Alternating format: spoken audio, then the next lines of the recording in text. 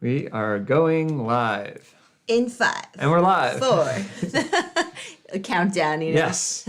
I know, we should get one of those classic. Yeah, exactly. What are they? The broadcasting countdowns. Yeah. Good morning, guys. Good morning, good afternoon, good evening, good day to everyone watching. Welcome to our live stream. Greg and MD here. Yes, indeed. So how are you doing this morning? Doing well. Good. We're fighting a lot of humidity here. I'm not a big fan of humidity. Well, it's summer and Yeah. it's par for the course. When we were living in Hong Kong, it was extremely humid. So Very humid there, but more wind. And if you have the wind, it kind of balances out the humidity here. that's true. Pretty static. So What are you going to do about the it? fall is just around the corner, and I know. love fall. Yeah. I didn't like fall as a kid because it meant I had to go back to school. It was the end of the summer. But as an adult, I really love the fall. So looking forward to that. Yeah. So anyways, what's our topic today? So our topic today is how do you establish rapport with the hiring manager, the recruiter, the interviewer? How do you build a relationship with them during, before, after the interview? So Right. throughout the entire hiring process, right? How do you do that? And why is this important? Why is this something that we should be aware of as the person in the hiring process? Yeah, it's interesting because I feel like a lot of the time we're very focused on the interview itself and the job application, right? This sort of more mechanical aspects of the recruiting process, hiring process. When we say recruiting, by the way, that's a term that I wasn't aware of when I was in college. I only became aware of it in business school. But I'm sure a lot of people here are already familiar with it. But recruiting is basically a structured hiring process where employers go to schools in particular. They have like job fairs. Job fairs, right, exactly. And they're recruiting, like the Army recruits, new soldiers, cadets. These companies are recruiting new employees. Right. And so recruiting process is part of the hiring process. And so if you're going through like a school or any kind of institution, then you're part of that recruiting process. But most of us are actually not technically in the recruiting flow. We're just applying for a job. And that's the hiring process. But we're going to use these terms interchangeably, recruiting, hiring, because they all sort of mean the same thing, even if the context is different. Yeah. So anyways, we tend to focus very much on the interview and the job application, but not so much on the relationship side of things. And that's a mistake because so much of what drives the decision of the recruiter Exactly. or the hiring manager, what drives their decision to hire someone is that relationship that's formed between the potential employee, the candidate, and that company and the employees at that company. Because at the end of the day, it's not only your qualifications and your education and your skill set, but it's also about a culture fit. Are you a good personality fit?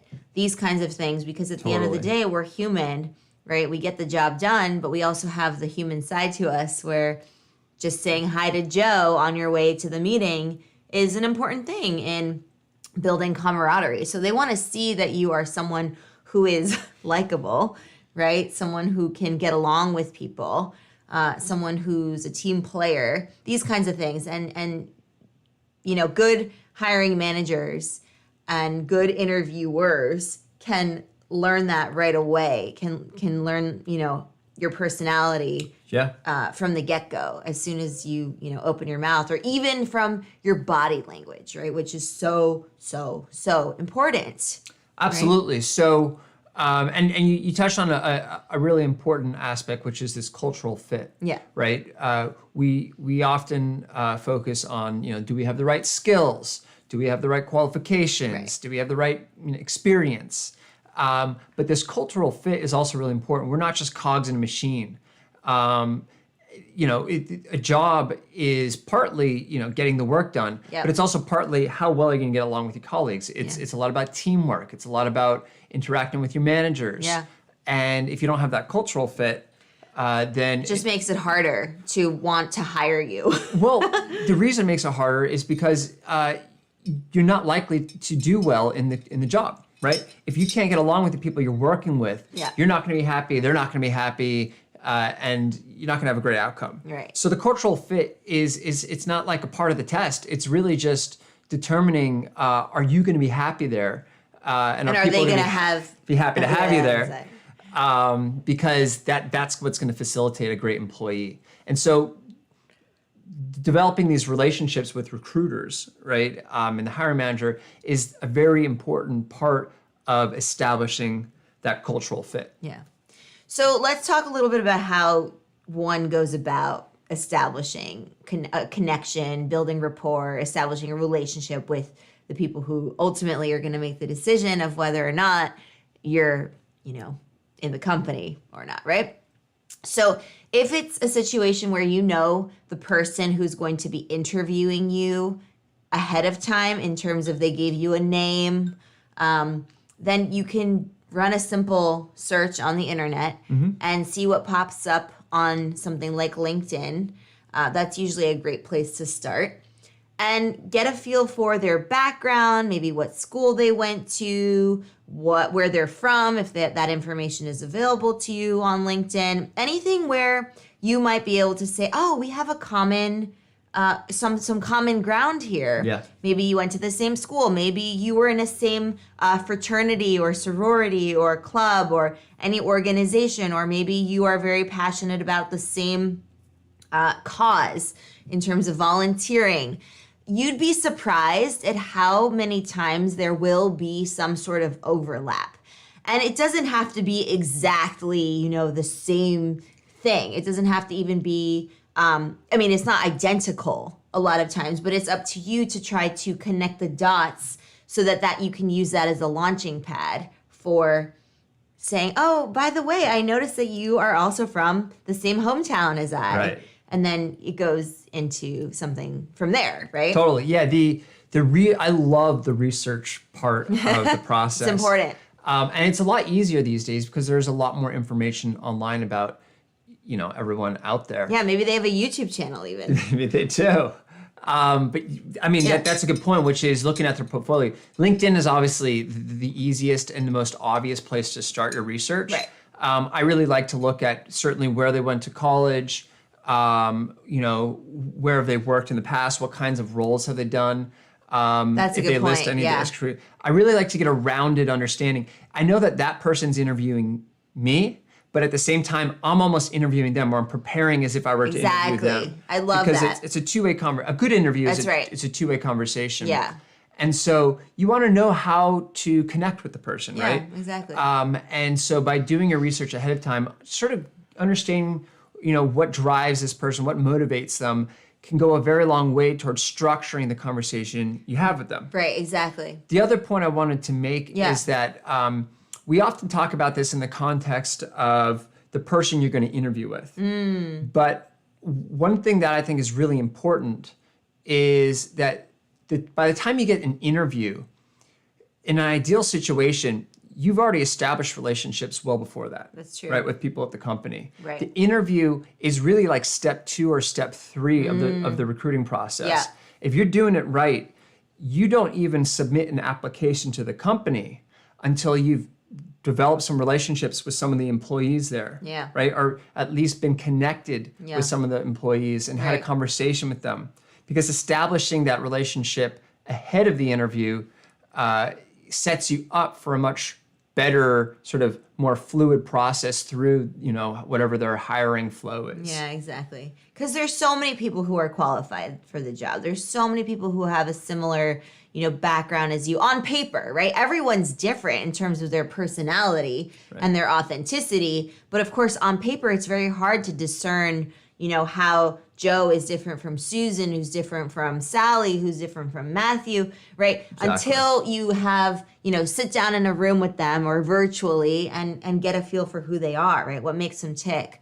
So that's super important too, right? Yeah, that's a huge part of it is how do you stand out when there's so many candidates out there? And this is the crazy thing about the hiring process in general. Yeah. it's just a crazy process. well, a lot of it really does come down to, you could say luck, Yeah. but it comes down to subjective things, right? It's not objective. You could be more qualified than another candidate Yeah. on paper, Yeah. but if they have a better relationship with the hiring manager Exactly. or other employees at the company Yeah. who can put in a good word for you, Right. or for them in this case, the people with the better relationships almost always beat out the people with the better qualifications. Right, because it's a sense of trust and camaraderie that they have already established, right? Yeah, exactly.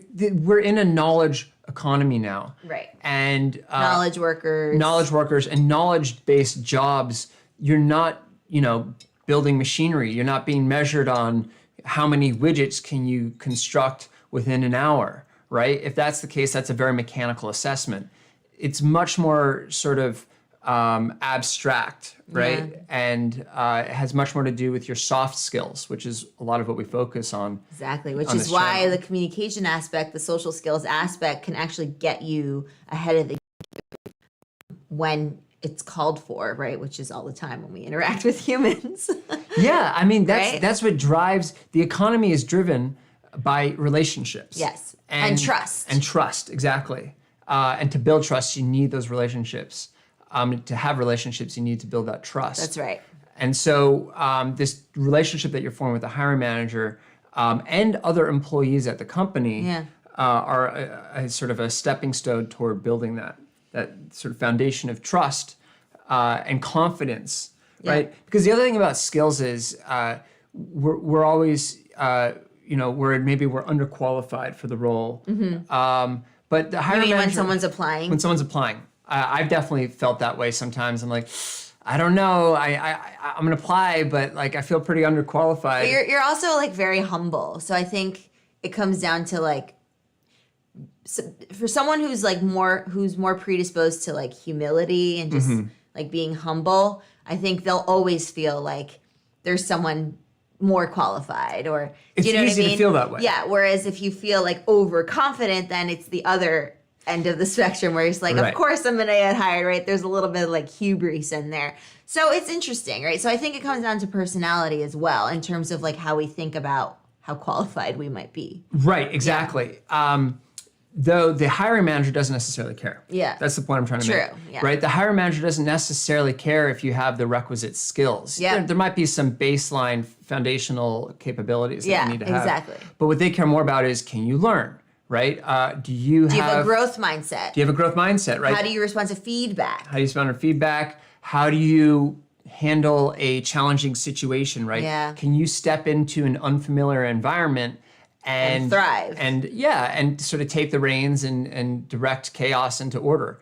And that is, that's something that they can start to suss out well before the interview, right? Yeah. Just by having conversations with Like you. through email. Through email, Yeah. Phone. voice chat, phone, whatever it is, just starting to have a conversation with you, they will start to understand who you are and how you handle, any variety of situations that could come up in a job that you're applying to. Exactly. Just want to take a minute and say, hello to Moby. Good morning, good afternoon, Moby. good evening. Thank you Yeah. for joining us live. If anyone has any questions, any challenges this- they find in terms of building relationships Yeah. during the hiring process, let us know. I think one of the questions that I think I have Yeah, go ahead. or I think about for people who are applying to jobs is, how do you establish these relationships right now? Yeah. In business school. Right now. Right now. In this environment. In this environment Yeah. where it's hard to go out and meet people in person. Right, where we're mostly virtual. Right? Exactly. That's a good question. In business school, we have what were called coffee chats. And so they were literally structured Drinking meetings. coffee right now. Yeah. They were structured meetings that you had with employees of the company. They'd come, and this is well before any interview actually happened. And you just got to coffee. That's you get nice. Starbucks. You get like to ask that. them any questions you have about the company. Any challenges they overcame. A lot of these people were also former business school Right. students. And So forth. alumni. Alumni, and yep. alumni, You get a lot yeah. of that. And you get to start to build a relationship. Of course, the secret is that is part of the interview process. It's just Hint, technically, hint, wink, yeah, yeah. wink, wink. Yeah. Exactly, it's more casual. But what I'm wondering is Yeah. how to effectively establish those relationships when we can't do that in person as Yeah, easily. that's really challenging. right? Yeah, it makes it a little bit extra challenging because of the lack of like the human connection. I think one of the best ways is to get as high resolution as you can in terms of, we talk a lot about the benefits of face-to-face communication, but when that's not readily available to us, we have to think about the next best communication channel. And video chat's a great one because you can see at least, from the bust up. And why is that important? Because of our nonverbals, right? We're able to express ourselves. And the nonverbals are extremely important when we're thinking about how that body language combined with tone of voice make up 93% of our expression and communicative power. There's a study by Professor Albert Mehrabian, which we touch upon a lot because it's so fundamental to human interaction, whether in person or online, right? So in terms of, having a high fidelity communication channel, try to get onto the web-based platform like a video chat as fast as you can in the process, as early on as you can rather, so that you can, see the person, they can see you, right, albeit virtually. But it's still, it makes a big difference. It makes a huge difference. Like I remember when I was interviewing for some positions, I was abroad at the time and I had, was planning my move back to the US. And I had a bunch of online interviews lined up, and it was so important to have that because when they went through in terms of they were successful, right? And then when I got to actually take the job, and it felt like I already knew the person. It sounds strange, but there's so much that you can glean from seeing someone, in a video chat environment.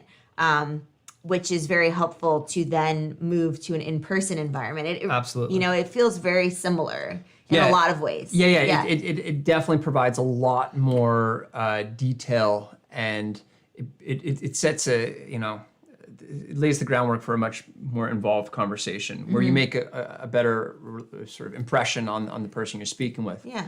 And in terms of getting to that point where you can have that call, a great place to start, right? How do you go and find these people and have the conversations, right? How do you get on a call with someone? Before you even get asked for an interview, right? Yeah. This is well before that, right? So your goal during the hiring process, your goal is to start by building relationships before you apply, well before the interview process. So the process, the ideal flow is really start with setting up your relationships, right? Let's start even earlier.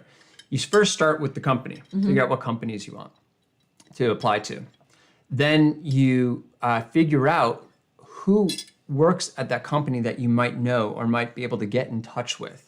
And can I just interject for a second? This is not a plug for LinkedIn, but I'm just going to say it. LinkedIn is great because it tells you who you might know at the company or who, like, let's say I know Greg and Greg knows someone at the company that I want to work at. They tell me that I know Greg, who knows, Susan. Yeah, social media can be very useful for this because you start to figure out who within your friend group works at certain places, right? Exactly. And that's the best place to start. So you then reach out to either the friends who work at these companies or the friends of friends who work at or the friends companies. of the friends of the friends. Right, and you start to sort of work your way toward making a connection with someone who works there. Yeah. And once you finally connect with someone who works there, particularly if you come through someone they respect, they tend to be very open to having a conversation. Yeah, casual, like 15, 20-minute just conversation. Make it short, do all the work for them. Say, I have these few questions, would love just, a short amount of time to 15 minutes of your time to hash it out. And they're almost always happy to do that. And you have that conversation. Yeah, it's very helpful. And even if that's the only conversation you have before you apply, that alone gives you a lot more firepower when you get into the interview because you can say, look, I've spoken to people that work at your company and they love X, Y, and Z, and that's what motivated me to send in my application, right? Exactly. You can have a much richer conversation. Yeah, and it becomes more memorable, right, as well, because you're not just another sort of like resume with a face to it kind of thing, right? Yeah. So we had a good question here, which is a little bit further down the process. Someone who's actually gotten the job, which is exciting. Very exciting. But they're now in a new environment, right? they're in a new environment, unfamiliar people, tasks that they might not be familiar with. Yeah. How do you cope with that, right? How do you adjust to this unfamiliar environment? Yeah. Well, I think the one of the important things is to you'll have a supervisor or a manager, someone that you report to. A lot of times in companies they'll give you like a mentor, even if it's like a casual mentor. I think it's important to set expectations early on, but also be mindful that there is a learning curve, right? You might not be familiar with certain skills, or you might be brushing up on, Excel. I love talking about Excel because you love it so much. I do. Things like that. So being upfront with expectations, but also giving yourself some leeway in terms of the learning period, right? Because there's always a learning curve wherever you go. When you say being upfront with expectations, do you mean with yourself or with I think both. Okay. I think it's both. So basically, saying, look, I'm not really familiar with XYZ program. I'm going to need some time to sit down with it. Or alternatively, could you walk me through how this is entered in the database or whatever system they have? Because every company, every team has a different protocol, right, for how they do things. And that's important, especially when we're talking about teamwork. So setting expectations up front, not only with yourself and being like, not too hard on yourself for not knowing right off the bat as soon as you walk in the new office how to do something, but also talking very frankly and openly to your mentor, manager, supervisor about, the time it might take, right? And be realistic with that too. Don't say, in a year, I'll be able to do this. Well, the more common thing is people overcommit. They tend to say, oh, I'll get this done by tomorrow. And they don't get it done by tomorrow, and suddenly they've underdelivered. So yeah, you don't want to overpromise early on. I think that's definitely an important thing. Yeah. Make sure you're giving yourself enough time to sort of get up to speed. Right. And if you exceed expectations Even and better. deliver faster, awesome. Awesome. You touched on another very important thing, which is asking questions. Yeah. I think asking questions is one of the most important things you can do. I remember my first internship years ago was years ago. First real internship, I'll say, was at an investment bank, and they assigned me a mentor, which was great. And so I had this person who sort of gave me feedback and what to do, and he was all right. I wasn't crazy about him, but there was a person on my team who wasn't technically my mentor, but became much more of a mentor to me. That happens too. And so developing that relationship with someone on your team who can support you and help get you up to speed can go a very long way. Definitely. And one of the things she told me was ask as many questions as you can. Ask questions, right? Whenever you have a question, ask it. Don't be afraid to. Yeah. But don't ask it twice, right? So that was one of the things that I've always stuck to, right? When you ask a question, make sure you're ready to take down notes and you figure out how it's done. Because asking a question the first time, people are happy to answer it. Asking it a second time, people are like, kind of already told you that. And if you ask it a third time, they're going to get annoyed. And so asking questions is a very powerful way to integrate, because you can ask questions about, what do people normally wear to work? Like, what's the dress code?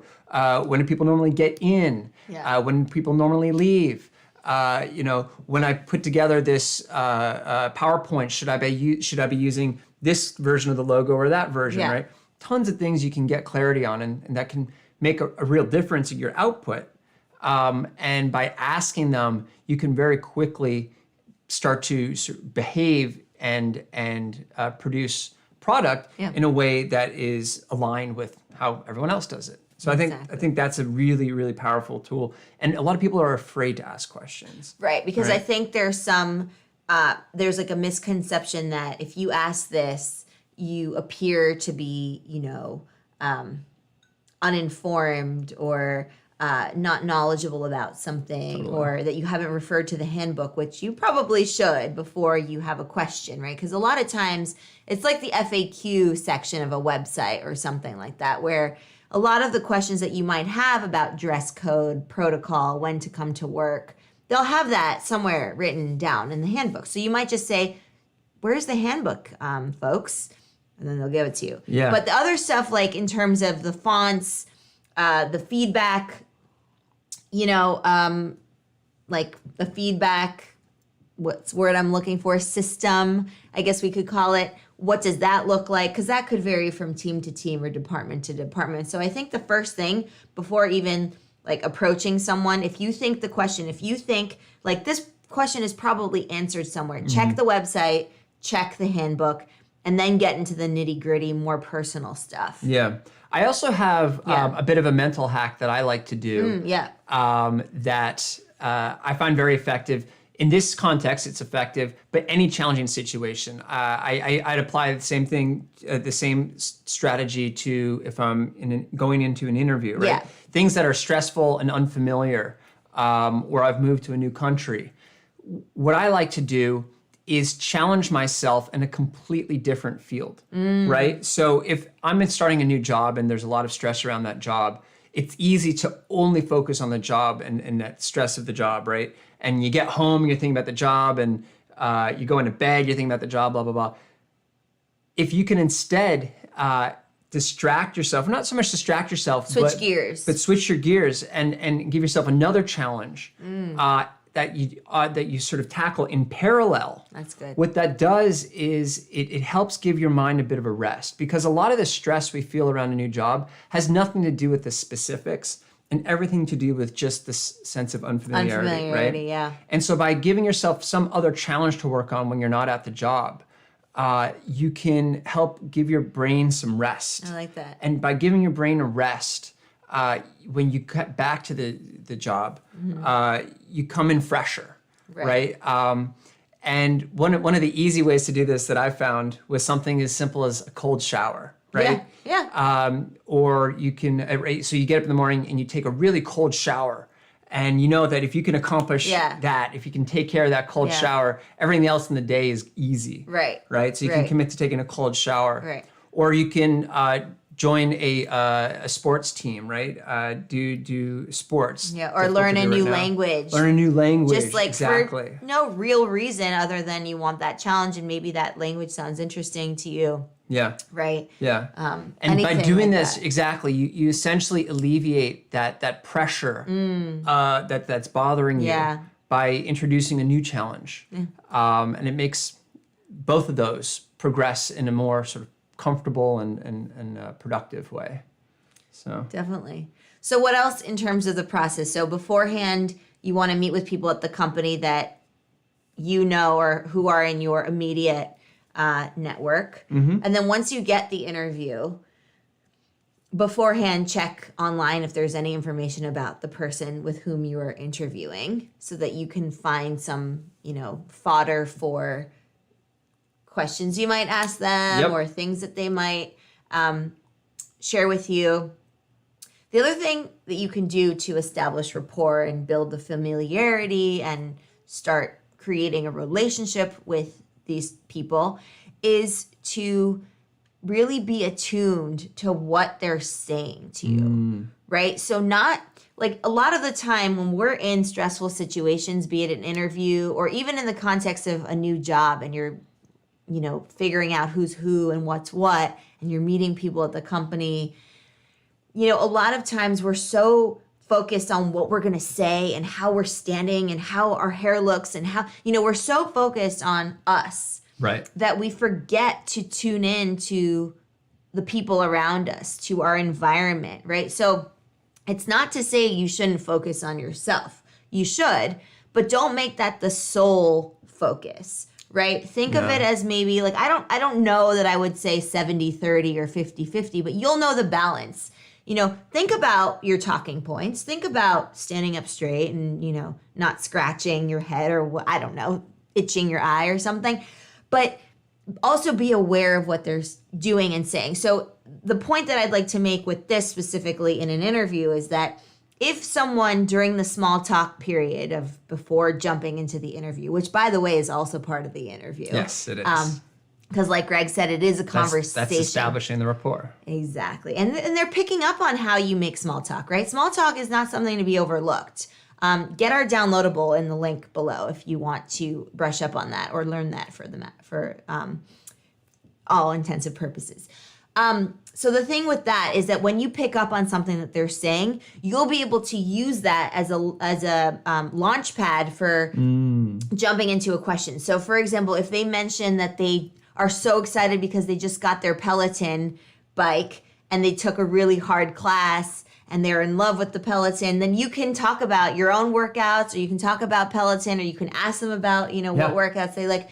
But here's the thing, you have to, it's better to, I'll say it that way. It's better to use what they give you as a launching point, as opposed to you saying, oh, why are you limping right now? Where they might be really stiff from a workout. Like, you don't want to overstep that. Yeah. Right? So you wait for them to tell you something, and then you can take that to a question or something that you can talk about. Yeah. Right? Definitely. So reading the conversation, not just focused, right? So you don't want to just basically be output.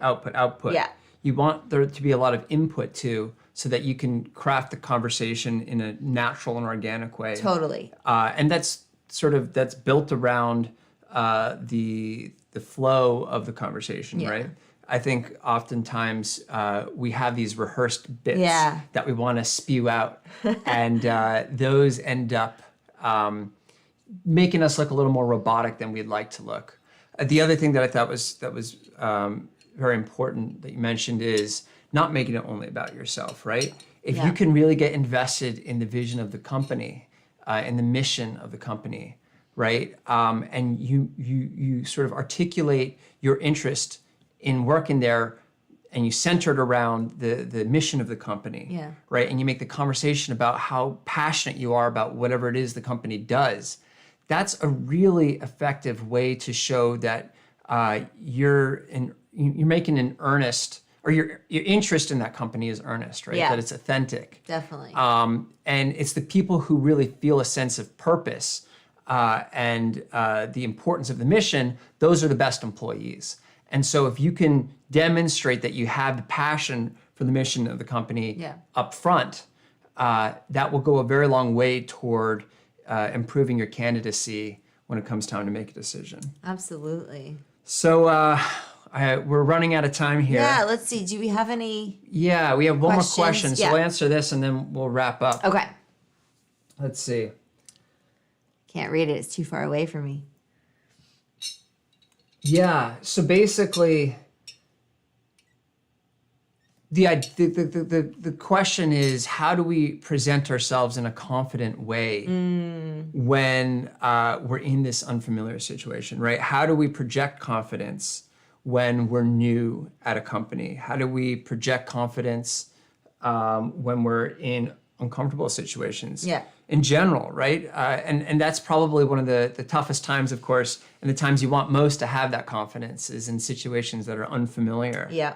Right? Yeah. So I think what I would say to that is basically you want to act confident and then let your feelings follow. Does that make sense? So basically, when you look at someone and they appear to be confident, what are they doing? Well, for starters, they're standing up straight. They probably have a relaxed facial expression, maybe a smile, right? They're not clenched anywhere. They're not tense. They're not crossing their arms. They're not hunched over. They have, good open body stance, which is what we call it, right? Next, their voice is not quivering, right? They're not, just rambling on. They're saying a few words here and there, right? If it's like a group conversation. That's not to mean that you can't, talk a lot. I mean, you can, but it's just about what does confidence look like at the get-go. Yeah, tone of voice, right? Are you using deep, steady breaths? Yes. Right? So you're having a steady, confident tone of voice? Yeah. Are you using your diaphragm? Are you using your diaphragm? Right, because that's where you generate the power to... So a lot of, what you're getting at is that a lot of confidence has to do, or projecting confidence, has to do with the way that you carry yourself. Exactly, your nonverbals. Your nonverbals. Mostly. And body tonality, language. body language, right? Things that don't really have any bearing on whether or not you know how to do something. Exactly. Whether or not you've done this before, right? All of that knowledge-based sort of matter doesn't really affect or doesn't need to affect how confident you feel. Exactly. If you present yourself in a confident way by standing up straight, by speaking in, an authoritative voice, Being relaxed. Right. Walking slowly into a room, not like racing. Exactly. Not being jerky with your movements. All these subtle things that you might not think of as important, but are actually very important because it signals to not only the people around you, but also to yourself. And I think that's the even more important thing, because when we're in a place where we feel uncertain, we feel out of our element, we feel, like the outsider, whatever, I don't know. You want to get inside your head that you are confident, right? Instead of listening to that voice inside you saying, oh, who do you think you are? You're an imposter, right? Imposter syndrome and all that crazy stuff.